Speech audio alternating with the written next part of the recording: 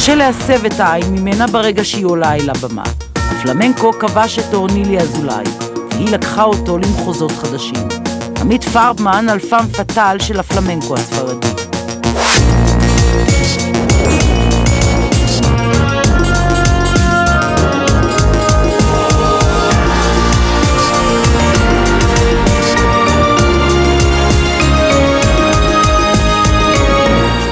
שורשיו של הפלמנקו במוסיקה הצוענית מדרום ספרד. הרקדנית והיוצרת אורנילי אזולאי לוקחת את הריקוד הסוער הזה אל מחוזות אחרים, קצביים ודרמטיים. עמית פרבמן על מופע שכולו תשוקה ספרדית.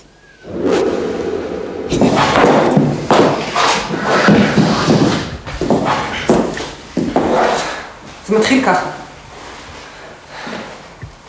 כן, אני אוהבת אותך. אני אוהבת אותך מפני שכדי שתבין אותי, אני חייבת לבוא איתך בדברים.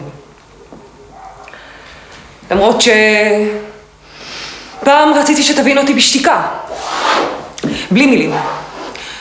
אבל הבכי והלחישות לא היו לך לגמרי ברורים, וכל מה שנשאר לי הוא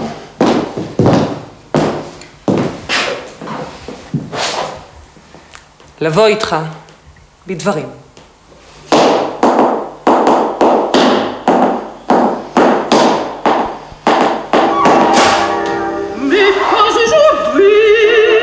אורנילי אזולאי הופיע בארצות הברית.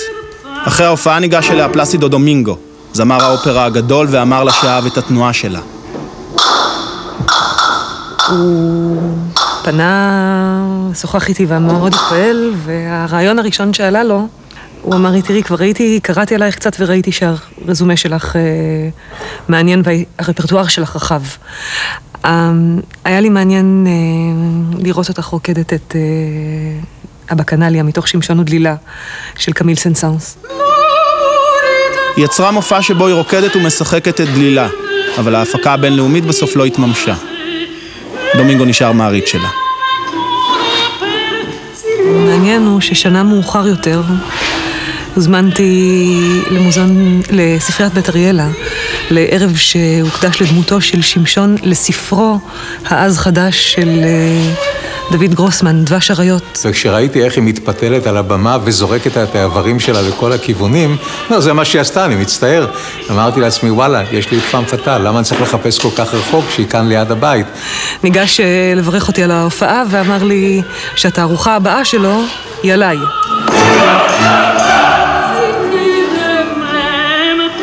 תערוכה פאם פטל עסקה בנשים קטלניות, פתייניות.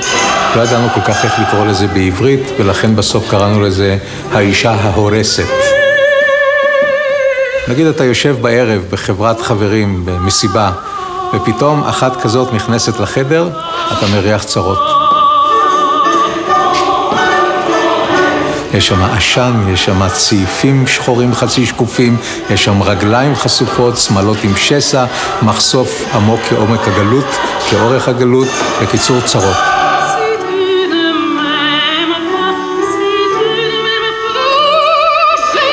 אני חושבת שכשמדברים על העניין החושני במחול, אני נעשית מאוד רגישה ופגיעה. אם יש כאן פיתוי, אז לא פתיינות. זה סיפור יפה. אמריקה, פלסידו דומינגו, מדריד, מוזיאון תל אביב. וזאת היא. הולכת בענק ומופיעה בכל העולם ומקפידה עד חרדה על כל תנועה. על כל מילה ביום ג' מקרי בהרצליה. רציתי פעם לרקוד את המילים שאני כותבת. המילים ההן, אם אפשר לקרוא להן שיר.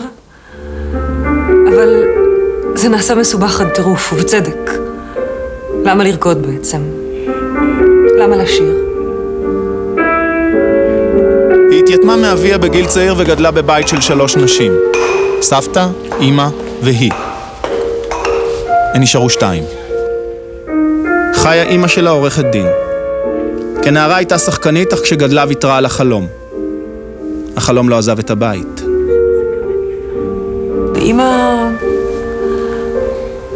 חולמת איתי, מבינה לליבי, מקבלת אותי כמו שאני, עוזרת לי לפרוץ קדימה עם החלומות שלי, עם היצירה שלי, מקבלת אותי גם בבחירות הפחות קונבנציונליות שלי. לא יושבת לי על הנשמה להתחתן וללדת 3 ילדים. היא מרגישה אותי, מבינה לליבי. נסה לתת לה את הכלים הנכונים, אבל השאר זה בידיה. ובידי הקדוש ברוך הוא שזה יהיה יפה. אורנילי למדה פלמנקו כשהייתה נערה ונחשפה למחול הספרדי. ספרד היא עדיין מקור ההשראה העיקרי ליצירות שלה, המשלבות תנועה, משחק, שירה, מוזיקה. הנוכחות שלה על הבמה מהפנטת, משתלטת.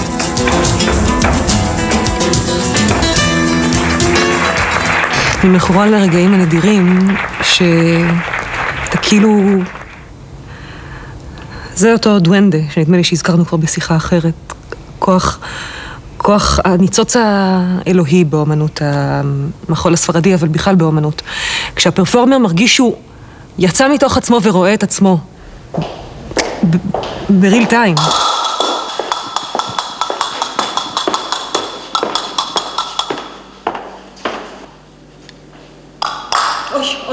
עוד פעם.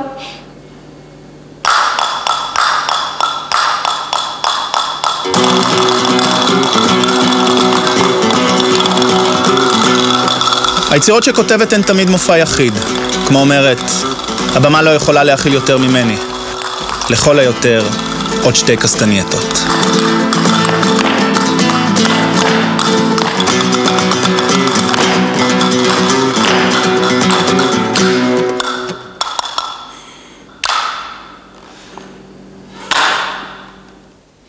שלום סיגל גפני. שלום איילה. אני אוהבת נורא פלמנקו.